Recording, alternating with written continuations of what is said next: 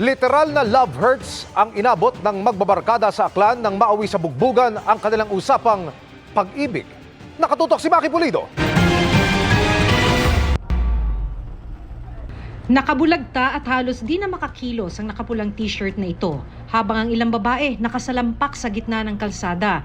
Ang isa tila hirap makabangon kahit tinutulungan na.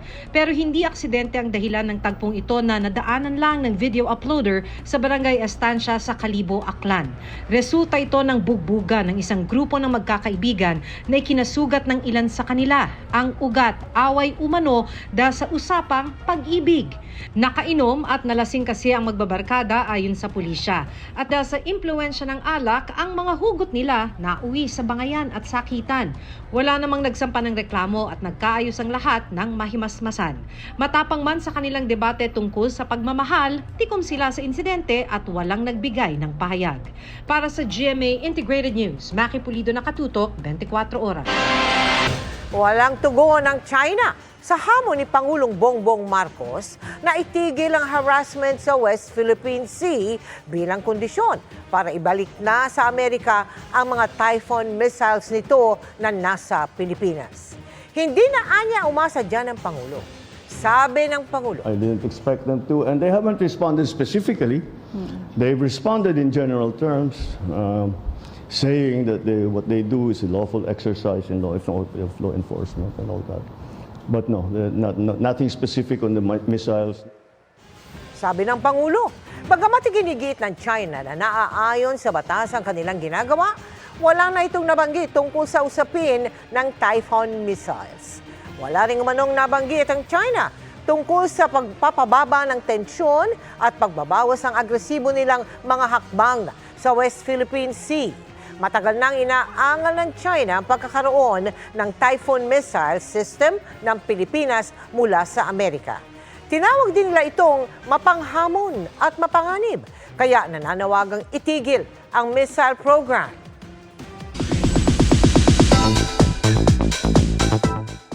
Matapos ang success sa pelikula, tuloy-tuloy na ang TV comeback ni Asia's multimedia star Alden Richards. Una ang bigating production number sa All Out Sundays at isa pang show kung saan siya ang host. Nakatutok si Nelson Canlas. Happy 31st birthday! Let's go! In time for the upcoming Valentine's Day, ang kilig na hatid ni Alden Richards sa fans na namimiss na siyang mapanood mag-perform. This Sunday na kasi ang kanyang comeback sa Sunday variety show na All Out Sundays.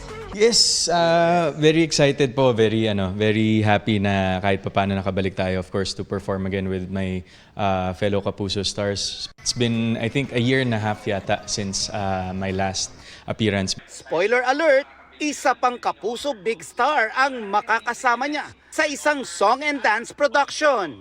Birthday month kasi ni Heart, so may makikiselebrate tayo, may prod din kasama ko siya and other AOS artists.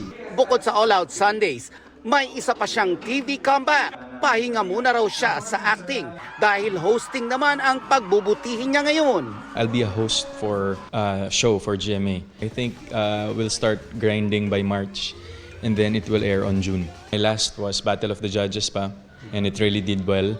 So ngayon it's another new concept. Nelson Canlas, updated sa Showbiz Happening. May batas pero kulang naman ang nagpapatupad. Kabilang yan sa lumabas na dahilan kaya isa sa bawat 3 estudyante sa Pilipinas ang nabubuli. Batay po sa isang pag-aaral. Kulang din ang mga guidance counselor ang mga paaralan.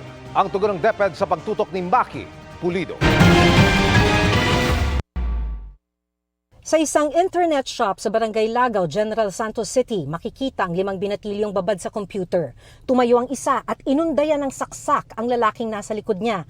Mabilis na tumayo ang biktima habang inambahan din ng saksak ang isa pa. Sa investigasyon ng mga pulis, binuli umano ang lalaki kaya nanaksak. Atong suspect gibuli sa victim sa internet cafe, baligin na siya nga baho. Nasuko tong suspect, tinamurag na wala siyang wisyo, kita siya kutsilyo, matoy gidunggab niya dayon tong isa, tong nambuli siya. Mahigit isang dekada na mula ng isabatas ang Anti-Bullying Act, pero hanggang ngayon marami pa rin ang nabubuli na kabataan, hindi lang pisikal at verbal.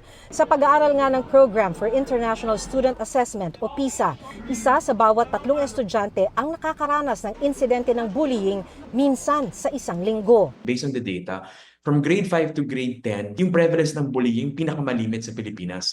Pero bakit malala pa rin ito sa kabila ng mga batas at pulisiya? Matinding kakulangan sa school staff ang nakikitang problema ng Second Congressional Commission on Education o EDCOM-2. Pinamumunuan dapat ang Anti-Bullying Committee ng school head o principal, pero marami sa mga paaralan walang principal. Katulong dapat ang guidance counselor, pero wala ring guidance counselor. It is worst in schools that are severely congested. Ibig sabihin, kulang ng mga adults na nandoon para sumubaybay, para tumulong sa mga estudyante at mag-resolve ng conflict. Mataas na nga ang bilang, halos hindi pa nare-resolba ang mga kaso. Ayon sa EDCOM-2 report, 11% lang ng reported cases ang naresolba mula November 2022 hanggang July 2024. Para sa GMA Integrated News, Maki Pulido, nakatutok, 24 oras. Parang pagliliti sa korte. Pero ang mga hukom, taga-usig at maging ang nasasakdal, mga politiko. Ito ang kakaibang katangian ng isang impeachment trial gaya ng hinaharap ni Vice President Sara Duterte. Ang kakaibang proseso ng paglilitis, iuulat ni Joseph Moro. Paglilitis na parang sa korte ang isang impeachment trial, pero ang mga tagapag-usig mga congressman at sa halip na huwes o judge ang hahatol, mga senador na uupo bilang Senate Impeachment Court. Sila ang magdedesisyon kung guilty o hindi ang isang na-impeach na opisyal ng gobyerno. When all the pleadings and the arguments are submitted and the evidence, the senators are one by one asked to rule on each and every charge. It only requires one charge na makonvict siya, then she will be removed from office and be barred from any public office in our republic. Huling nakakita ng isang impeachment trial ang mga Pilipino nung litisin sinoy Supreme Court Chief Justice Renato Corona noong taong 2012. Isa sa mga tumayong senator judge noon ang yumaong si Senador Miriam Defensor Santiago na kilalang constitutional law expert at naging judge rin bago maging senador.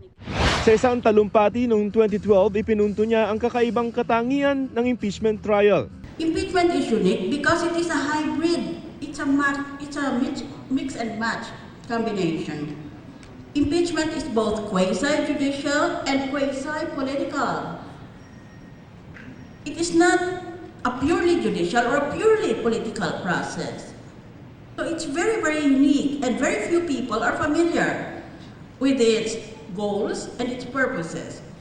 It is not a civil case nor a criminal case. Since impeachment is not a criminal trial, the standard of proof should not be as high as proof beyond reasonable doubt. Because it targets the highest official of the judicial branch, the standard of proof should not be as low as substantial evidence. Certain people who claim that the standard of proof does not matter are in effect arguing that impeachment is a purely political process, which, as I have already explained, is misguided. At dahil mga senador na mga politiko rin ang magiging hukom, sa konsensya raw nila nakasalalay ang magiging hatol. The goal should be total impartiality. According to Professor Black, the remedy has to be in the conscience of each senator. Therefore, the ultimate issue is whether each senator has a conscience. May konsensya ba sila? And if that conscience is educated, not every little voice in your head indicates a conscience. It might indicate insanity. It all boils down to conscience, if it exists. Ang maximum na parusa para sa mai-impeach ay pagkatanggal sa pwesto at panghabang buhay na disqualification na tumakbo sa tungkulin sa gobyerno. Pero sabi ni retired Supreme Court Associate Justice Adolfo Ascuna na isa sa mga sumulat ng 1987 Constitution, pwedeng mas mababa rito ang sentensya. There are instances where they also decide to impose, in case of conviction, just a censure. Yes, manatili pa rin sa pwesto. notwithstanding the censure or reprimand, because it is short of removal. So may leeway ang Senate. In case of conviction, Dagdag naman ni dating Integrated Bar of the Philippines o IBP President Domingo Cayosa, pwede pa ring sampahan ng mga kasong kriminal ang na-impeach na opisyal pagkatapos ng paglilitis. If a high government official is impeached and removed from office, it does not preclude the filing of criminal charges against that public official after the impeachment. Sabi ni Santiago, ang hatol ng impeachment court hindi pwedeng reviewin kahit ng Korte Suprema. Courts have no jurisdiction over the impeachment process. Congress has final responsibility for impeachment because it has the responsibility to preserve the forms and precepts of our Constitution.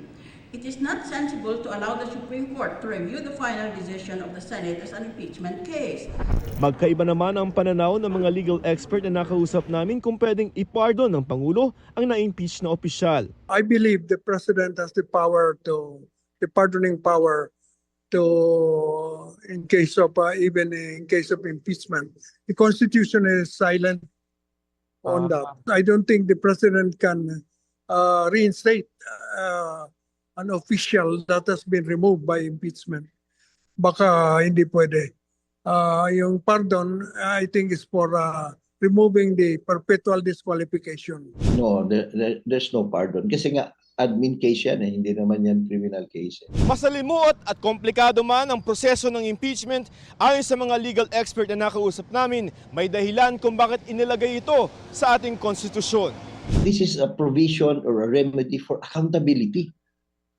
Diba? So we should not forget that this is not a provision in the politics of governance. It is about accountability of high public official.